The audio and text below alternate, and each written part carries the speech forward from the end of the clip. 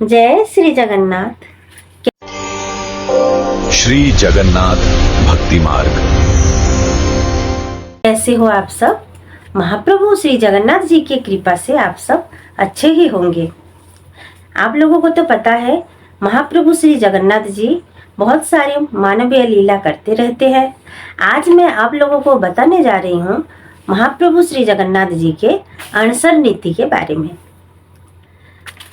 रुक्मिणी विवाह के बाद चतुर्धा मूर्ति गर्मी से राहत पाने के लिए 108 कलश जल से ज्येष्ठ पूर्णिमा के दिन स्नान करते हैं। स्नान करने के बाद फिर बीमार पड़ जाते हैं, तो उसी समय 15 दिनों तक दैतापति सेवकों चतुर्धा मूर्ति की सेवा में नियोजित रहते हैं। चतुर्धा मूर्ति को भीतर काट के कलाहाट द्वार के पास अणसर कक्ष में लिया जाता है। अणसर कक्ष वो निस्तब्ध और अंधकार पूर्ण रहता है, जिसको अणसर पिंडी भी कहा जाता है।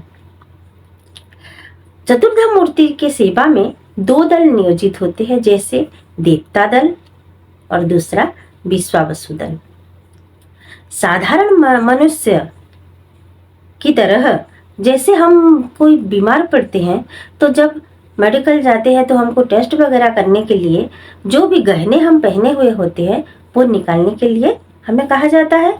ठीक इसी तरह पहले दिन चतुर्धा मूर्ति के जो भी अलंकार पहने हुए होते हैं वो निकाला जाता है। तृतीया के दिन जो गीला हुआ वस्त्र पहने हुए होते हैं वो निकाला जाता है। चतुर्थी के दिन श्रीअंग वस्त्र निकाला जाता है। इस दिनों में चतुर्धा मूर्ति जी को फलों का शरबत, उसके साथ नारियल का पानी जय विजय द्वार के पास भोग लगाया जाता है। पंचमी तिथि के दिन चतुर्धा मूर्ति को ओडिया मठ से फुलूरी तेल लाया जाता है और दैतापति सेवकों श्रीअंग में लगाते हैं। फुलूरी तेल क्या है? हर साल मतलब अणसर के 1 साल पहले हेरा पंचमी के दिन औषधीय जड़ी बूटियों के साथ कुछ तेल डालकर उसमें सुगंधित फूलों को डालकर एक मिट्टी के मटके से ढक्कन लगाकर मिट्टी के अंदर रखा जाता है। 1 साल के बाद अणसर के समय ओडिया मठ से बुलाया जाता है और दैतापति सेवकों चतुर्धा मूर्ति के श्रीअंग में लगाते हैं। दैतापति सेवकों चतुर्धा मूर्ति की सेवा में नियोजित रहते हैं। इसके लिए उन लोगों को बहुत नीति नियमों का पालन करना पड़ता है, जैसे कि किसी के घर में जाना आना उनका नहीं होता, ऐसे कि दूसरा कोई भी उनके गृह में प्रवेश नहीं करते हैं। जो भी भोग अर्पण किया जाता है चतुर्धा मूर्ति को वह सेवन करते हैं और हविष अन्न ग्रहण करते हैं, ऐसा कि वो दूसरे किसी को स्पर्श भी नहीं करते। 5 फल जैसे आम, केला, अनानास, कटहल, चीकू, ये फलों का शरबत बनाकर उसी के साथ छेना, रबड़ी का एक शरबत प्रस्तुत किया जाता है और चतुर्धा मूर्ति को अर्पण किया जाता है। उसके साथ नारियल का पानी और बीड़िया पान ये सब भी दिया जाता है।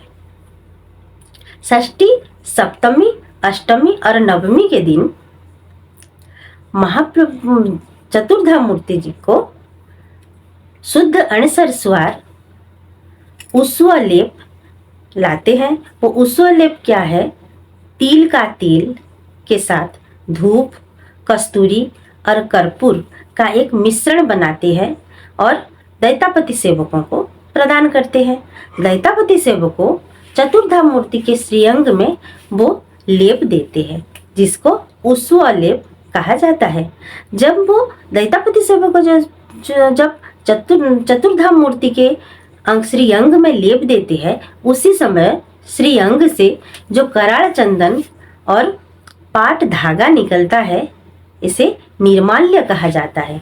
दैतापति सेवकों वो कराल चंदन और पाट धागा एक चांदी के थाली में रखते हैं और 10वीं तिथि में चतुर्धामूर्ति के चका विजय नीति अनुष्ठित होता है। इसके साथ वैद्य जी के घर से 10 मूल लाया जाता है।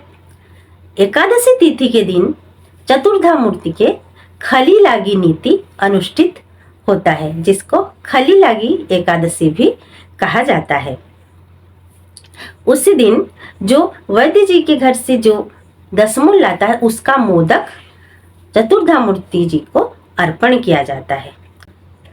चंदन के साथ कर्पूर, केसर, कस्तूरी का एक मिश्रण प्रस्तुत करते हैं और वो लेप दैतापति सेवक चतुर्धाम मूर्ति के श्रीअंग में लेप देते हैं, जिसको खली लागी कहा जाता है।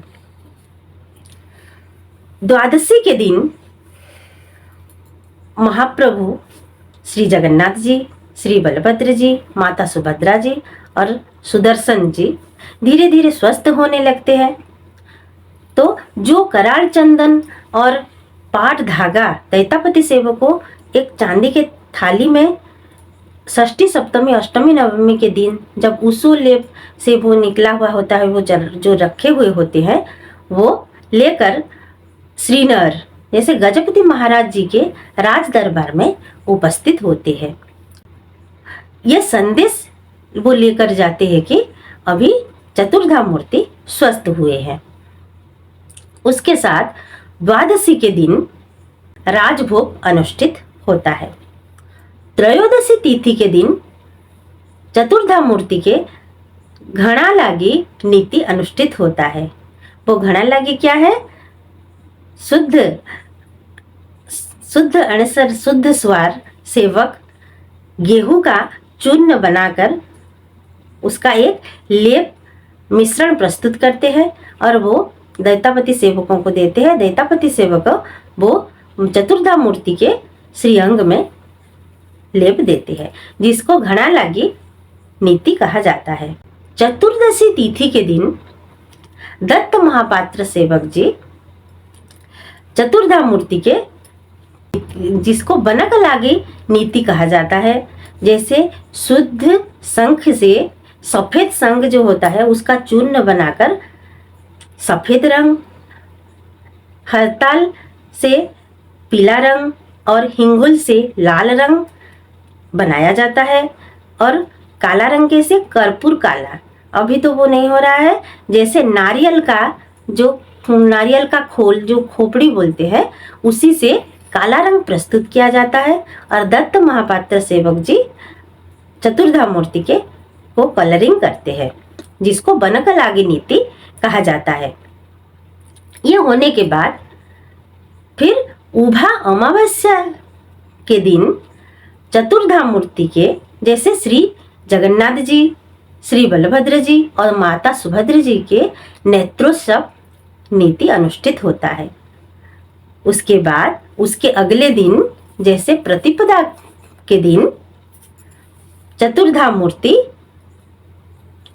नवजौवन दर्शन देते हैं। सब लोग चतुर्धाम मूर्ति को दर्शन कर सकते हैं। ये रहा संपूर्ण अणसर नीति। अणसर नीति 2 प्रकार के होते हैं, जैसे एक साधारण अणसर और दूसरा महा अणसर। जो साधारण अणसर वो हर साल 15 दिनों तक अनुष्ठित होता है और महा अणसर जिस साल महाप्रभु जी के नवकलेवर अनुष्ठित होता है, जैसे एक साल में 2 बार ज्येष्ठ का महीना होता है, उसी साल महा अणसर नीति अनुष्ठित होता है। ये रहा संपूर्ण अणसर नीति के बारे में। ऐसे ही मैं आगे आपको वीडियो लेके आऊंगी। इतना कहकर मैं विदा लेती हूँ। जय श्री जगन्नाथ। ऐसे ही और भक्ति से जुड़े वीडियो देखने के लिए कृपया हमारे चैनल को लाइक, शेयर और सब्सक्राइब करें और बेल आइकन को दबाना ना भूलें।